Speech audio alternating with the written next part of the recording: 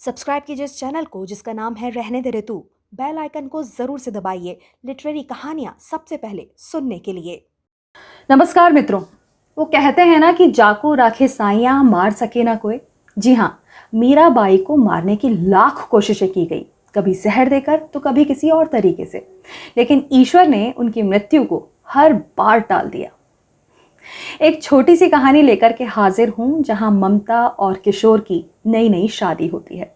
दोनों अपनी गृहस्थी में बहुत ही खुश थे और शादी के करीब 1 साल बाद उनके घर में एक बच्चा पैदा होता है। पुराने ज़माने में, बल्कि मैं कहूँगी कि आज भी कुछ घरों में डिलीवरीज अस्पताल में नहीं कराई जाती हैं, बल्कि घर में ही दाई को बुलाया जाता है। तो ममता की डिलीवरी के लिए भी घर में ही दाई को बुलाया गया। डिलीवरी हो गई, अच्छे से हो गई, बच्चा पैदा हो गया। ममता जब अपने होशो हवास में आई तो उसने दाई को बताया कि वो बच्चे को देखना चाहती है। दाई उसके कान के नज़दीक आई और बोली, ममता तुम घबराना मत, लेकिन मैं बच्चे को बचा नहीं पाई। बच्चा बहुत कमज़ोर था और उसने दम तोड़ दिया। बस ममता का ये सुनना ही था कि समझो जैसे ममता ने ही दम तोड़ दिया हो। उसकी हालत बहुत ख़राब हो गई नेचुरली, और ये हालत बहुत साल तक ख़राब रही। वो डिप्रेशन में आ गई। उसके पति किशोर तो फिर भी अपने आप को संभालने की स्थिति में आ चुके थे, क्योंकि वो घर से बाहर निकलते थे, लोगों से मिलते थे। लेकिन ममता उसी चार दीवारी के बीच में हर बार, हर समय, हर वक्त अपने बच्चे के बारे में ही सोचती रहती थी। ऊपर से उस बच्चे के बाद उनके घर में फिर कभी कोई संतान भी नहीं हुई। इस बात को करीब 25-30 साल बीत गए। ममता की जिंदगी अब धीरे धीरे पटरी पर आना शुरू हो चुकी थी। ये अचानक से एक बार फिर से उस पर दुखों का पहाड़ टूट पड़ता है। हुआ यूं कि ममता के हस्बैंड किशोर अपने किसी काम से कहीं जा रहे थे कि रास्ते में ही उनका एक्सीडेंट हो जाता है। एक्सीडेंट बहुत ज़बरदस्त था, खून बहुत बह चुका था और डॉक्टर्स ने ममता को बताया कि क्योंकि खून बहुत बह चुका है, खून की ज़रूरत है, लेकिन प्रॉब्लम यह है कि किशोर के ब्लड ग्रुप में खून मिलना बहुत मुश्किल हो रहा है। ममता क्या कर सकती थी? ऑपरेशन थिएटर के बाहर वेटिंग एरिया में पत्थर की मूर्ति बनी बैठी रही, जिस पर लगातार आंसू बहे चले जा रहे थे। साड़ी का पल्लू पूरी तरह से आंसू से भीग चुका था। न जाने क्या सोचे चली जा रही थी। अचानक से उसके कानों में एक आवाज़ पड़ती है, मैडम, आपके ही हस्बैंड है ना किशोर, जिनका ऑपरेशन चल रहा है? आप टेंशन मत लीजिए, उनके लिए ब्लड का इंतज़ाम हो गया है और डॉक्टर साहब ने ऑपरेशन भी शुरू कर दिया है। आप काउंटर पर चले जाइए और रिसेप्शनिस्ट से अपनी फॉर्मेलिटीज़ वगैरह सब पूरी कर लीजिए, फॉर्म वगैरह भर दीजिए।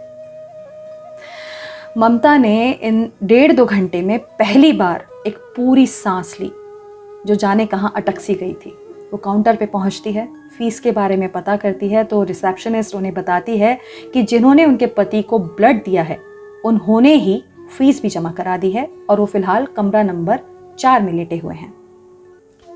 अजीब सी स्थिति थी। ममता संकोच भरी चाल से अपने साड़ी के पल्लू को मुंह में दबाए कमरा नंबर 4 पे पहुंचती है और देखती है कि वहां अस्पताल के बेड पर एक महिला लेटी हुई है, जिसे ड्रिप चढ़ाई जा रही थी। उसके पास में ही नर्स भी खड़ी हुई थी और वहीं पास में ही एक आदमी भी खड़ा हुआ था।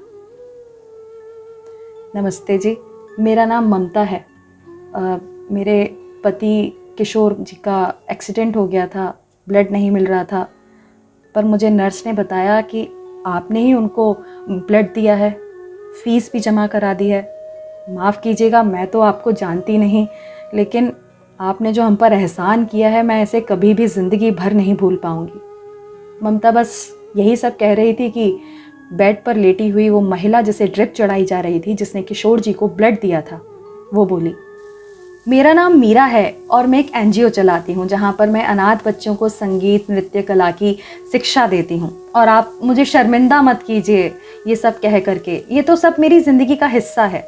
मीरा बस ममता से ये सब कह ही रही थी कि वहाँ जो आदमी खड़ा हुआ था उसने मीरा को बीच में ही रोक दिया और वो बोला, मीरा जी बस बहुत हो गया, अब आप मुझे माफ़ करिएगा, जो भी मैं बोलने जा रहा हूँ आप मुझे बीच में रोकेंगी नहीं। और वो ये कहता हुआ ममता की तरफ बढ़ा और बोला, ममता जी, देखिए, आप ये जो एहसान की बात कर रही हैं, एहसान तो उनका जताया जाता है जो पराए होते हैं। अपनों से कैसा एहसान की बात करना, कैसी एहसान की बात करना। ये जो सामने आपके लेटी हुई हैं, ये तो आपकी अपनी हैं, आपकी अपनी बेटी हैं, आपका अपना खून है। आपके यहाँ 30 साल पहले एक बच्चे का जन्म हुआ था, लेकिन आपके पति ने उसे अपनाने से मना कर दिया था, क्योंकि वो बच्चा एक किन्नर बच्चा था और उन्होंने इस किन्नर बच्चे को दाई को सौंप दिया था और ये कहा था कि इस बच्चे से हमारा आज के बाद कोई लेना देना नहीं है। तुम्हारे जो जी में आए करो, इसको फेंकना हो कहीं फेंक दो, मारना हो मार दो, लेकिन समझो कि हमारे यहाँ कोई संतान पैदा ही नहीं हुई, हमारा इससे कोई संबंध नहीं है। दाई ने उस बच्चे को अपना लिया और वो सब बिल्कुल नहीं किया जो उसे करने को कहा गया था। उन्होंने उस बच्चे को पढ़ाया लिखाया, उच्च शिक्षा दिलवाई, एक आम बच्चे की तरह उसकी परवरिश की, उसे मीरा नाम दिया। और आज जो मीरा जी हैं आपके सामने, जो आपकी बेटी लेटी हुई हैं, ये कोई छोटी मोटी हस्ती नहीं है, इन्हें सब जानते हैं, बड़ा नाम है, कितने ही बच्चों की जिंदगी इन्होंने संवार दी है। बस इसके बाद क्या था, ममता नाम था उनका। ममता तो उमड़नी ही थी। हमारे पुराणों में भगवान शिव को अर्धनारीश्वर कहा गया है, यानी स्वयं भगवान शिव का आशीर्वाद इन पर है, तो फिर हमारी क्या हैसियत है। तो चलिए, मैं लेती हूं आपसे विदा, फिर से मुलाकात करूंगी एक और कहानी के साथ। Till then, bye bye.